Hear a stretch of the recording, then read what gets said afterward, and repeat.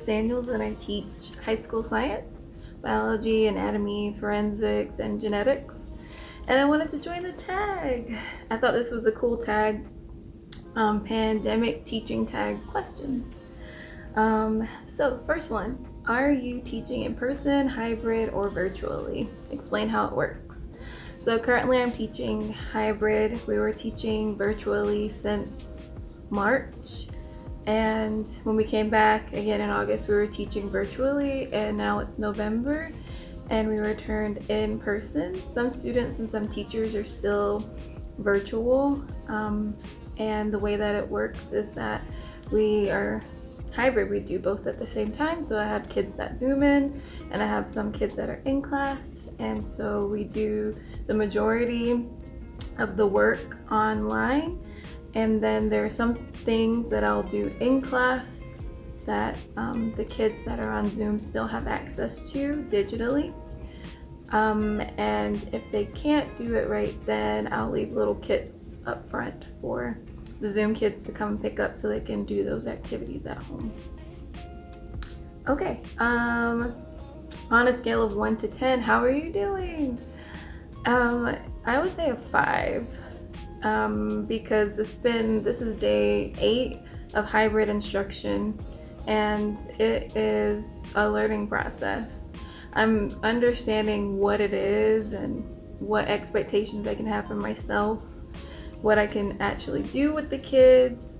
Maybe there were some things that I was fearful of that I really didn't need to be that worried about, and then there's other things that I didn't consider that I am now implementing. And so it's an ongoing process. I would say by the end of this month, I'll probably be in a better headspace. But right now I'm a 5. I'm not where I want to be. And I'm still doing what I was doing on Zoom. I'm trying to convert it into, okay, now we're in class. What are some things that I can do safely? Number 3, what is one positive thing about your teaching format? So I put seeing the students' faces. That's really nice to get to see their faces, and then I can tell jokes and they can tell jokes and we can get the sarcasm. It feels a lot better socially to be in that same space together. And I actually did not understand the importance of that. Pretty much, I know there's not really such thing as an intro and extrovert, but I am a homebody, and so being home was fine with me. But I really do understand that being in the same room with people, sharing the same space, is really helpful. I also put music. Oh yeah, I like to play music during class. I am not one that likes silence unless there's a test, and even during tests I'll play classical music. I love something in the background, and it's nice to kind of share music with them. And I usually have them make a little playlist that we'll play so everyone can contribute and everyone can kind of listen to different types of music. And I just love that about being in the same space again. Okay, number 4. What is one thing you're rocking while teaching during a pandemic? I wrote down grading and organization. So before we went on Zoom, grading was just a monster for me. But then when we went on Zoom, I kind of figured out a better way to grade. So for me, I like to grade all in one go. I know some people are gonna think that's crazy, but for me it actually works. So I like to grade all in one go, and I let the students know that I grade everything on Sunday. Now, since it's all online, there are some things that are automatically graded, which is great. So then when I go and grade on Sundays, some of those things are already graded. However, if they have to turn in a project, if they were supposed to work in their notebook, if they were supposed to do a virtual lab, I grade all of those on Sunday. And it just became easier. And the other thing that I put is organization. I had to get organized with everything online, and I feel like I'm really organized at this point. I'm way more organized than I was, and I've been teaching it's been at least 10 years. And I would always think, I need to get organized. and I finally did. So that was something that was good that came out of this. All right, number 5. What is one challenge you faced and how have you overcome it? So earlier I talked about maybe how I was a little scared, like there were some things that I was worried about coming back in person. I was actually really hesitant about coming back in person. We had a choice. We could either stay online or come back and teach in the class. And I was kind of torn because I teach science, and I just was thinking, well, if they can't be in each other's 6 feet and they can't touch the same things, how am I supposed to do labs? So then if we're not doing activities in the classroom, then why don't we just stay home and keep doing what we are doing? To me, it was like essentially I'm just doing the same thing that I've been doing, except now we're all in the same room when I'm doing it, like all on Zoom. That's what I was thinking, and I just was not in love with it. It actually kind of horrified me because it felt like it was going to take away from the teaching. I don't know. And so I really had to think about it. Actually, what helped me was that I ran into one of my students that I taught online, and seeing him in person and seeing how excited he was and just getting that interaction, I realized, well, I think this is important. I should try it. So I decided to come back and try it and just try my hardest to see what I could do with the restrictions that we have. Can I do an activity? Like, how can I think about this and do it in a way where we're all safe, but that we are able to still do some of the same things? And so I just had to stop being, I was being kind of stubborn and just kick into gear. Like, I usually am pretty creative. And so I just have been really creative with trying to come up with ideas on things we can do with still being safe. So number 6, what is one thing that has made teaching easier for you during a pandemic? I would say the online teaching community. I already was really following people, but everyone just started putting all of these tips online, and everyone was using a lot of online resources. So then, with more people using things, you can understand if something could be helpful to you or not, and how to use it, and how to make it look nice and be creative, and if it could work in your classroom. And I think that community has really helped.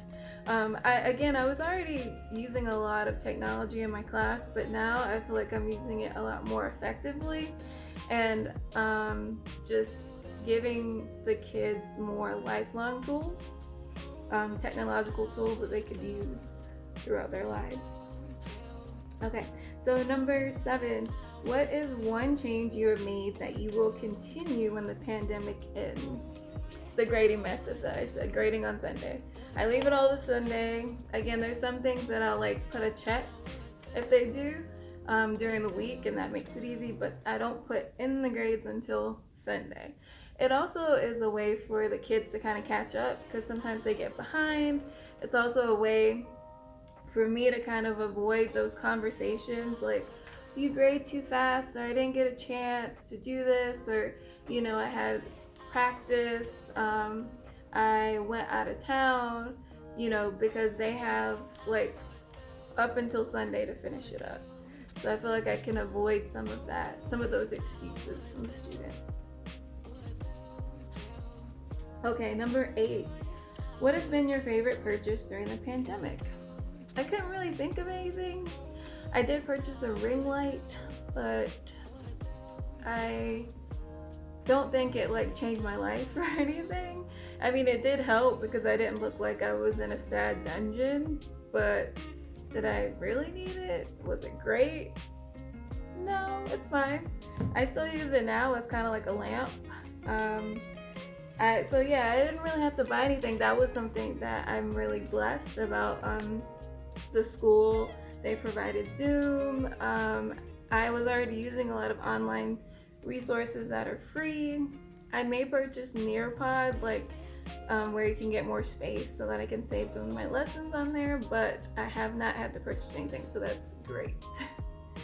Um, number 9, how have you been taking care of yourself? So this is something that I kind of recently started trying to do more of.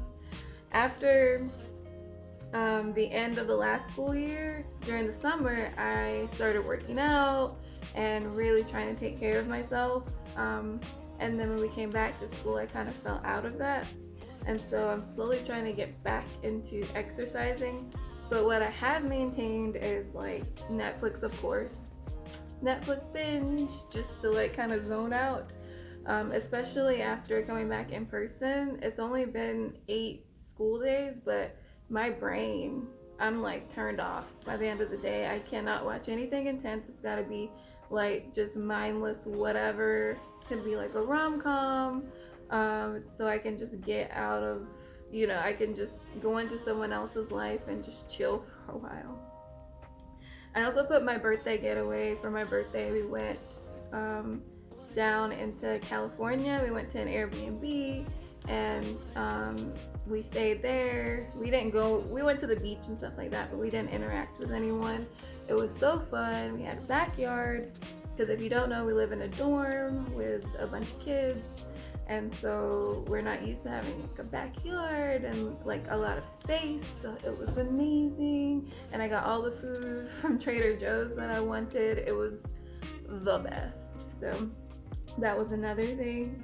I also put reading. So I did read a lot during the summer, but now we're back in school, so I haven't been reading as much, and I have a 2-year-old, so that's hard. Let's see. Okay. Oh, also I put activities. So I try to plan little activities for me and my family to do with my 2-year-old. Just like little things to just bring like some light to the day, something different, something new, something fun. So it's not like the same old, same old. All right, and then last question. What makes you happy during this time? Well, one thing that I've been doing is applying for international teaching jobs. If you watch some of my old videos, I lived and taught in China for 2 years with my family before I came here to my current job, and this is my 3rd year here. And our plan was to go back abroad actually this year, but we just figured we'd stay for another year, and it's a good thing we did because of the pandemic. But hopefully the vaccine will be out, and the goal is that we'll go this upcoming school year. So I've been looking for jobs and kind of like dreaming about what that will be like. It's always like obstacles and change, and there'll be bad things, but it'll be really cool. Another great experience, meeting new kids, engaging in a new culture, hopefully learning a new language. So I've been excited kind of applying and looking and just getting like my profile ready. Like finding an international job it's like a full-time job, I think, because you have to get together all of these resources and then try to find the job. Then you go through all of these interviews, and then finally you get offers, and you have to figure out what offer to take. And then at that point you start working on the visa, which is like a whole nother animal. But it's good because it's distraction from like some of the mess that's going on right now. The other thing that's keeping me happy, I put my blessings. So I am very blessed. Me and my family, we live in a dorm, so we don't have to pay rent, we don't have to pay utilities.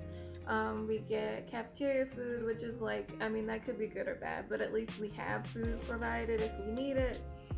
Wi-Fi, Netflix, we need the Wi-Fi. And our health. So we have been fortunate enough to be okay during this time. And so I always try to make sure that I think about those blessings that we have. I have a job, my husband has a job, he works in the dorm, I work in the school. We have a lot of blessings. We were pretty much quarantined since March here. We didn't have to interact, so we didn't have to go out there like some people and interact with the public. We just now opened up the school, and so that's something we've been like slowly trying to deal with, this new socialization with everyone and interacting and making sure we're staying safe. But we are blessed. I'm very blessed.